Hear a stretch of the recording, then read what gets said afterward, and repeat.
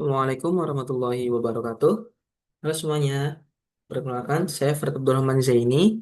Di sini saya akan mempresentasikan tentang materi yang akan kita lakukan di praktikum nanti.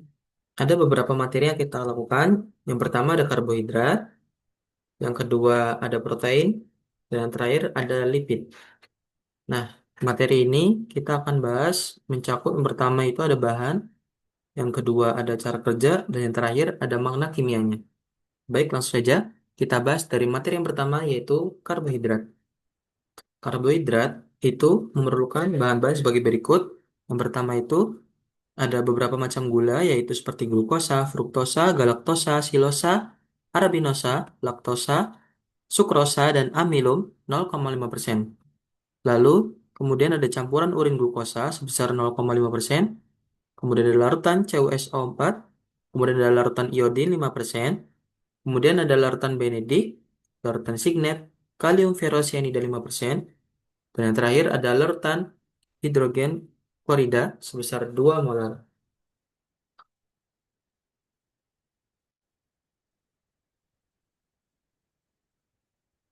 Lalu kita memasuki ke cara kerja. Cara kerja ini yang A yaitu uji umum terhadap karbohidrat, uji sifat reduksi. Cara kerja yang pertama yaitu memasukkan masing-masing 5 tetes larutan 1% berbagai jenis karbohidrat ke dalam 8 tabung reaksi yang berbeda. Jenis karbohidrat yang diuji adalah glukosa, fruktasa, galaktosa, silosa, arabinosa, laktosa, sukrosa, dan amilum atau pati. Kemudian langkah yang kedua yaitu kita siapkan pula satu tabung berisi 5 tetes Aquades sebagai kontrol. Lalu yang ketiga, menambahkan 5 tetes reaksi Benedict pada setiap tabung campuran kemudian dicocok dengan hati-hati. Lalu yang keempat, memanaskan tabung pada waterbed selama 10 menit, mengamati dan mencatat perubahan warna yang terjadi. Warna endapan merah, coklat, atau kuning menunjukkan sampel positif terhadap uji gula produksi.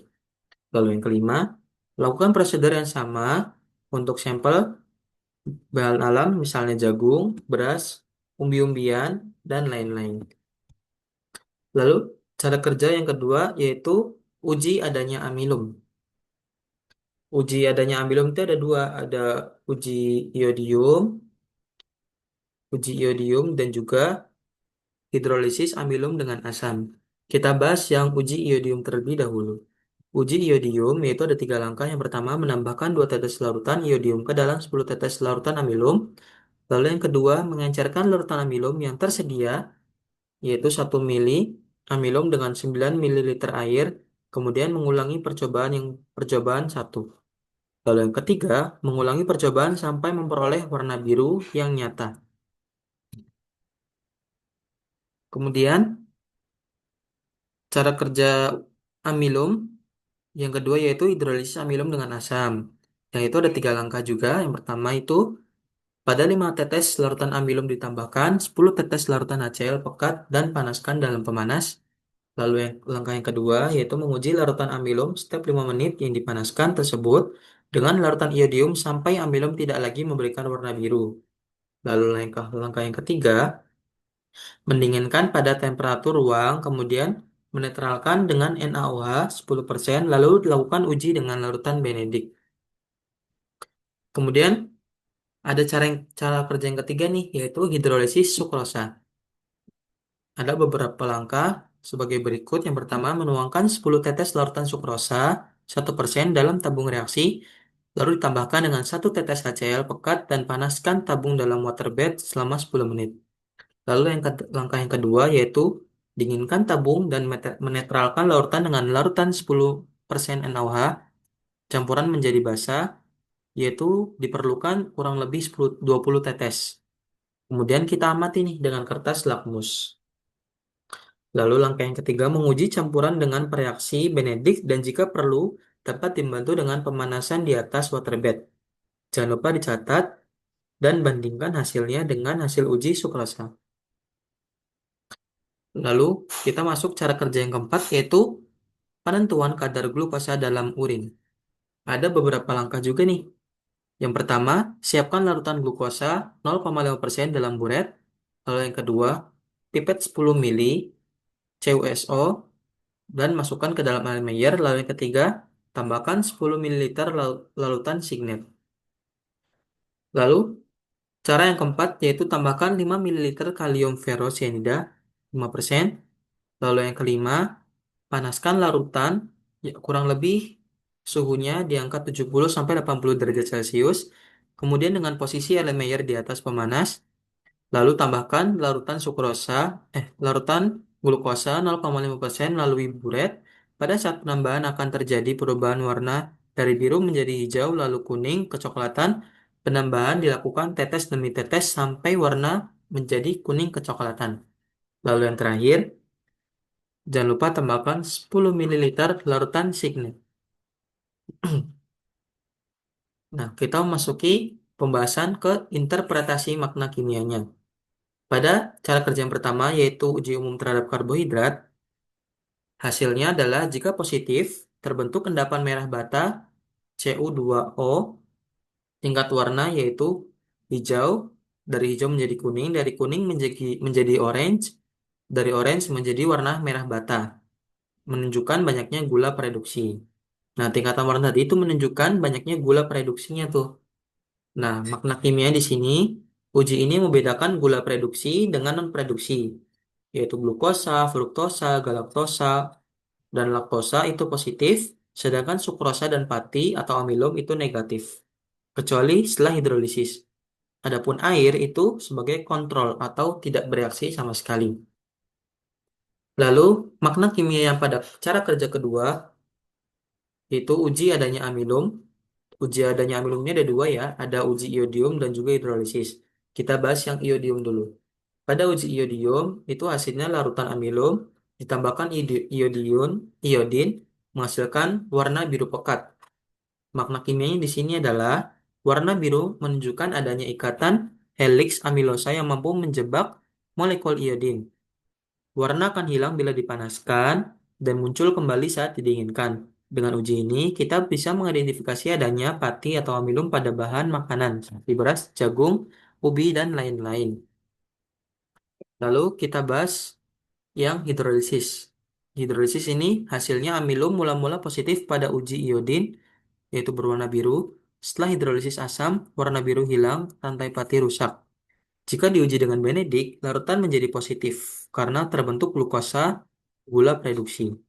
Makna kimia di sini adalah percobaan ini membuktikan bahwa pati atau amilum bukan gula reduksi, tapi setelah hidrolisis menghasilkan glukosa yang merupakan gula reduksi, menunjukkan hubungan antara polisakarida menjadi disakarida, kemudian menjadi monosakarida. Monosakarida. Baik, kita bahas ke makna kimia yang cara kerja yang ketiga, yaitu hidrolisis sukrosa.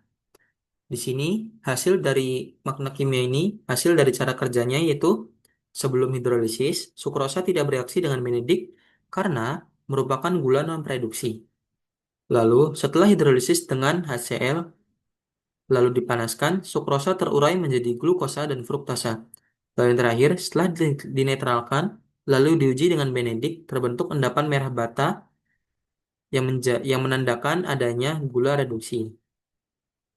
Lalu makna kimia di sini yaitu percobaan ini membuktikan bahwa sukrosa sendiri bukan gula reduksi, tapi hasil hidrolisis yaitu glukosa dan fruktosa adalah gula reduksi.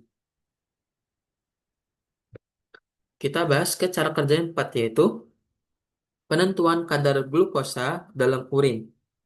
Hasilnya di sini adalah saat glukosa diteteskan ke campuran panas, larutan berubah dari biru yaitu CO2+ menjadi hijau sampai kuning kecoklatan.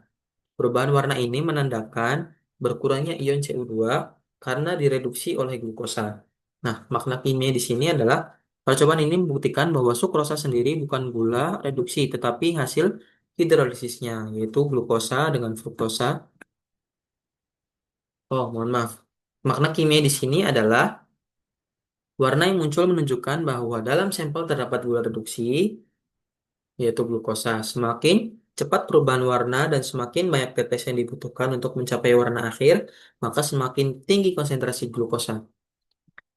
Metode ini dipakai untuk mengukur kadar glukosa dan dalam urin bila terdeteksi glukosa berarti terjadi gluko glukosuria. Kondisinya kondisi yang biasanya terkait dengan diabetes mellitus. Nah, kita masuk ke materi yang kedua, yaitu protein. Kalau tadi kita udah bahas karbohidrat, sekarang kita bahas yang protein nih, ya. Dan kita akan membahas dari tiga bidangnya itu dari segi bahan, yang kedua dari cara kerja, dan yang terakhir ada makna kimianya. Baik, kita bahas dari bahan terlebih dahulu.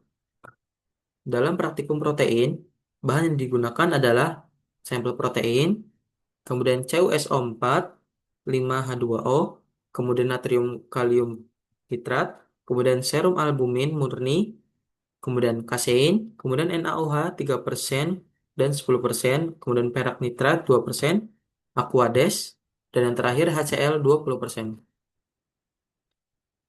Kita bahas dari cara kerja yang pertama, yaitu pembuatan reagen biuret.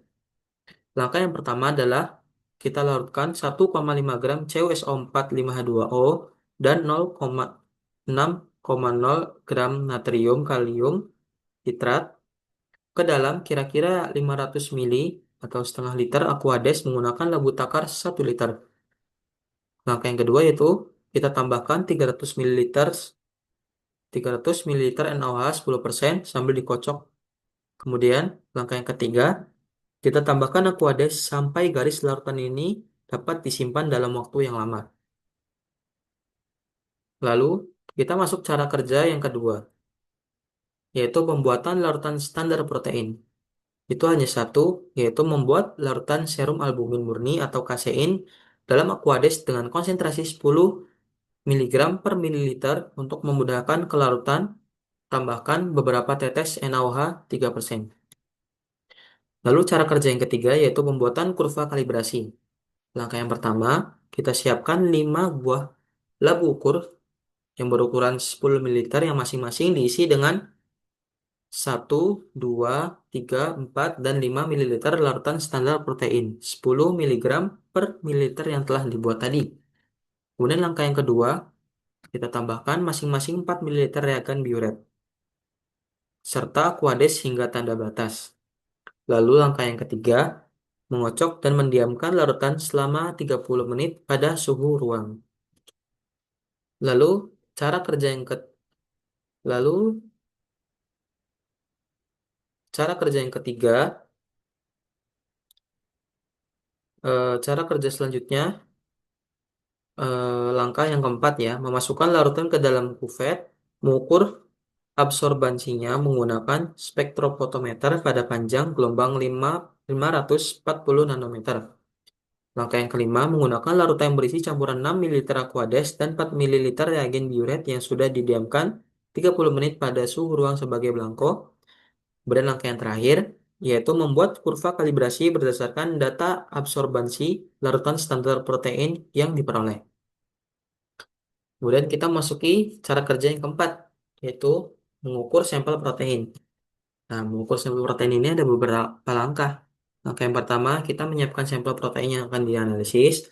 Kedua, masukkan 5 ml sampel ke dalam labu ukur, menambahkan 4 ml reagen biuret dan Aquades hingga tanda batas. Langkah yang ketiga, kocok dan didiamkan selama 30 menit pada suhu ruang.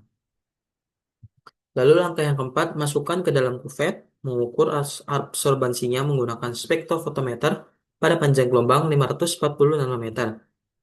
Yang kelima, gunakan larutan belangko seperti pada saat pembuatan kurva kalibrasi. Dan yang terakhir, gunakan kurva kalibrasi yang diperoleh untuk menghitung kadar protein dalam sampel dengan memperhitungkan faktor pengenceran. Lalu kita masuk ke cara kerja yang kelima, yaitu uji hidrolisis protein. Pada uji hidrolisis protein juga ada beberapa langkah. Yang pertama, kita masukkan 1 sendok spatula penuh kasein dalam labu alas bulat yang berukuran 100 mili, lalu ditambahkan dengan 20 ml HCl 20%, kemudian direflux selama 45 menit, lalu kita amati perubahan yang terjadi. Setelah diamati, kita bandingkan eh, pada saat 15 menit, waktunya 15 menit, dan pada waktu 45 menit. Langkah yang kedua, setelah dingin, kita ambil 20 sampai 30 tetes campuran. Masukkan dalam tabung reaksi dan tambahkan 15 tetes NaOH 10% dan tambahkan CuSO4 2% sebanyak 3 tetes. Kemudian kita panaskan dan kita amati perubahan yang terjadi. Kita masuk ke cara kerja yang ke-6. Cara kerja terakhir, ada beberapa langkah di sini. Yang pertama, kita tempatkan kurang lebih 10 tetes larutan albumin dalam tabung reaksi. Yang kedua, kita tambahkan larutan perak nitrat 2%, tetes demi tetes sebanyak 5 tetes, mengamati perubahan yang terjadi.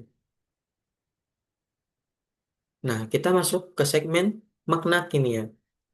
Nah, pada cara kerja yang pertama, yaitu pembuatan reagen buret, hasilnya adalah larutan yang terbentuk adalah larutan basa berwarna biru karena adanya kompleks Cu2+ atau Cu2+ tatrat. Reagen ini akan bereaksi dengan ikatan peptida dalam protein membentuk kompleks ungu khas uji biuret. Nah, makna kimia di sini adalah reagen biuret bekerja dengan ion Cu2+ dalam suasana basah dapat membentuk kompleks dengan ikatan peptida pada protein. Tatrat berfungsi mencegah pengendapan CuOH2 sehingga larutan tetap stabil. Lalu kita masuk ke makna kimia cara kerja yang kedua, yaitu pembuatan larutan standar protein. Makna kimianya adalah larutan standar protein dibuat dengan melarutkan protein murni ke dalam Aquades.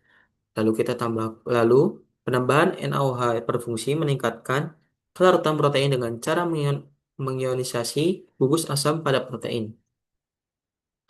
Lalu makna kimia pada cara kerja yang ketiga. Nah, hasilnya adalah terbentuk larutan berwarna ungu dengan intensitas proporsional terhadap konsentrasi protein menghasilkan kurva kalibrasi. Nah, makna kimianya adalah pembentukan kompleks ungu antara ikatan peptida dalam protein dengan ion Cu2+ pada suasana basah atau uji bulat. Kemudian kita masuk ke makna kimia yang keempat, yaitu pembuatan sampel protein. Makna kimia di sini adalah warna ungu yang muncul karena terbentuk kompleks koordinasi antara ion Cu2+ dan atom N pada ikatan peptida protein. Intensitas warna ungu sebanding dengan jumlah ikatan peptida, kemudian sebanding dengan konsentrasi protein. Kemudian kita masuk ke makna kimia cara kerja yang kelima, yaitu uji hidrolisis protein.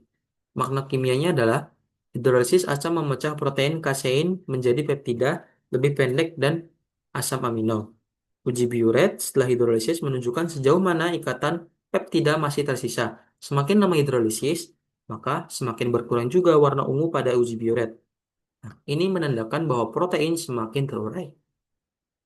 Lalu, kita masuk ke makna kimia yang keenam, yang terakhir, yaitu pengendapan protein dengan ion logam.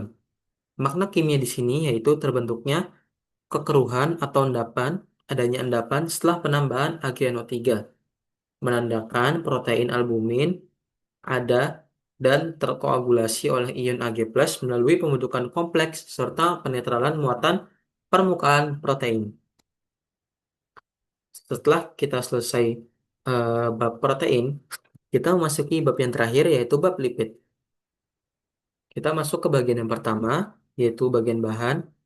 Untuk praktikum lipid, kita memerlukan beberapa bahan sebagai berikut, yaitu minyak ikan, gliserol, larutan brom dalam CCl4, kemudian parafin cair, kemudian larutan sabun 1%, kemudian KHSO4 padat, kemudian asam sulfat pekat, kemudian ada larutan KMNO4, kemudian ada larutan soda 1%, kemudian minyak kelapa, kemudian larutan kolesterol dalam CCl4, kemudian aklorin, kemudian etanol, lalu yang terakhir ada KOH 0,1 molar. Kita masuk ke bagian cara kerja. Cara kerja yang pertama yaitu pembentukan emulsi. Ada beberapa langkah. Langkah yang pertama yaitu menyiapkan 3 tabung reaksi yang bersih dan kering dan berilah nomor 1, 2, dan 3. Lalu yang kedua, masukkan ke dalam masing-masing tabung 1 ml Aquades. Lalu yang ketiga, Menambahkan aqueous sampai garis larutan ini dapat disimpan dalam waktu yang lama. Kemudian cara kerja, kemudian langkah yang keempat yaitu menambahkan 1 ml minyak ke dalam masing-masing tabung, lalu tutup mulut tabung dengan ibu jari dan kocoklah kuat-kuat. Lalu yang kelima, biarkan beberapa saat dan amati tabung mana yang dapat menghasilkan emulsi minyak dalam air. Lalu, cara kerja yang kedua, cara kerja yang kedua yaitu uji ketidakjenuhan. Ada beberapa langkah. Langkah pertama yaitu siapkan 4 tabung reaksi yang bersih dan kering dan berilah nomor 1, 2, 3, dan 4 pada bagian bahan tadi. Kemudian langkah yang kedua, memasukkan minyak kelapa ke dalam tabung nomor 1, 2, masing-masing 1 ml larutan minyak kelapa. Dan pada tabung nomor 3 dan 4, masing-masing kita berikan 1 ml larutan parafin. Kemudian langkah yang ketiga yaitu menambahkan 3 tetes larutan kalium permanganat ke dalam tabung nomor 1 dan 3, sedangkan nomor 2 dan 4 kita tambahkan masing-masing 3 tetes larutan brom dalam CCl, lalu tutup mulut tabung dengan ibu jari dan kocoklah sekuat-kuatnya. Lalu, langkah berikutnya, biarkan beberapa saat dan amati perubahan warna yang terjadi di setiap tabung. Lalu langkah kelima, lakukan prosedur yang sama untuk sampel. Masukkan 1 ml sampel ke dalam tabung reaksi, kemudian tambahkan 3 tetes kalium permanganat atau brom dalam CCl. Amati perubahan yang terjadi. Kemudian kita masuki cara kerja yang ketiga, yaitu uji acrolein. Ada beberapa langkah. Langkah yang pertama yaitu kita siapkan 2 tabung reaksi yang bersih dan kering. Lalu langkah yang kedua, masukkan ke dalam masing-masing tabung 1 ml minyak kelapa dan 1 ml gliserol. Kemudian langkah yang ketiga, yaitu tambahkan ke dalam masing-masing tabung sepucuk sendok kristal KHSO4, lalu panaskan masing-masing tabung, tabung di atas pemanas spiritus hingga mendidih. Amati bau dan yang ditimbulkan dan bandingkan ke, bandingkan kedua tabung. Bandingkan pula dengan bau dari akrolin murni. Lalu kita masuk ke cara kerja yang keempat yaitu uji Salkowski. Pada langkah yang pertama, siapkan 2 tabung reaksi yang bersih dan kering. Langkah yang kedua, masukkan 1 ml minyak ikan dalam kloroform ke dalam tabung 1. Masukkan 1 ml kolesterol kolesterol dalam kloroform dan tabung 2. Langkah yang ketiga, melalui dinding tabung sebelah dalam menambahkan dengan hati-hati ke dalam masing-masing tabung 1 ml asam sulfat pekat, mengamati perubahan yang terjadi.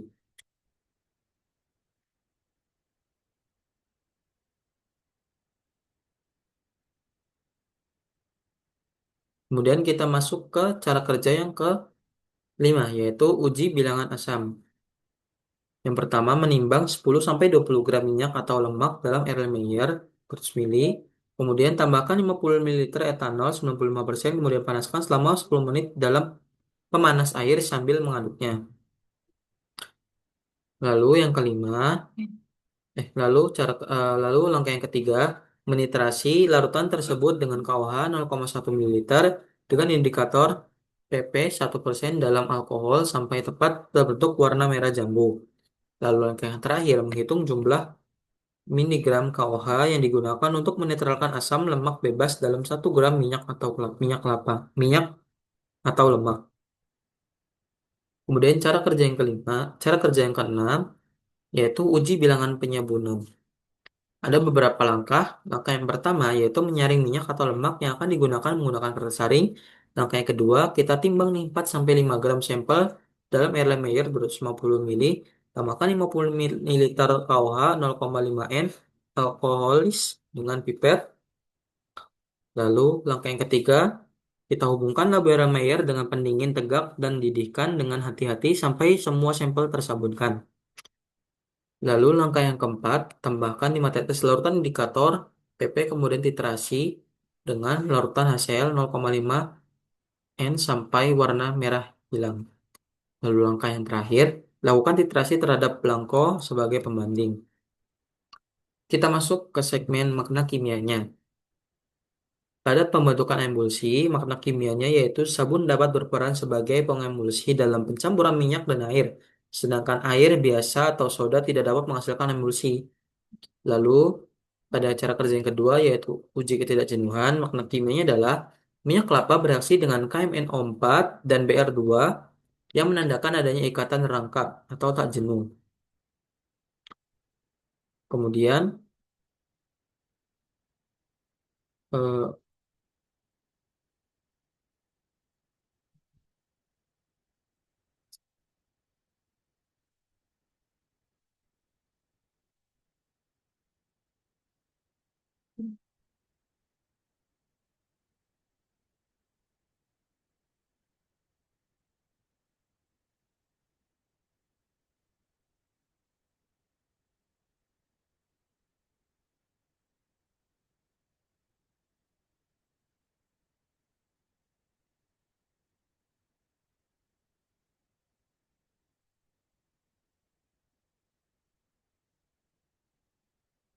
kemudian parafin tidak bereaksi dengan KMNO4 maupun Br2 menandakan senyawa ini jenuh ya, atau hanya ikatan tunggal.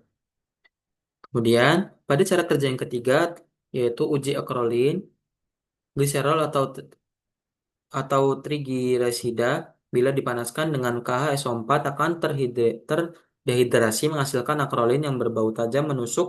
Bau ini menjadi tanda adanya gugus gliserol dalam sampel. Lalu cara kerja yang keempat, uji Salkowski, yaitu uji Salkowski menghasilkan warna merah atau coklat hingga hijau bila sampel mengandung sterol. Jadi,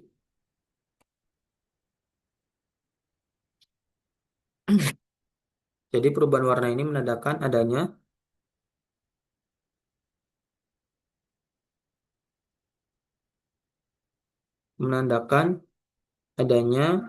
senyawa sterol dalam sampel. Lalu pada eh, cara kerja yang kelima, uji bilangan asam, makna kimianya uji bilangan asam menunjukkan kadar asam lemak bebas dalam minyak atau lemak. Bilangan asam tinggi menandakan kualitas rendah, sedangkan bilangan asam rendah menandakan kualitas baik.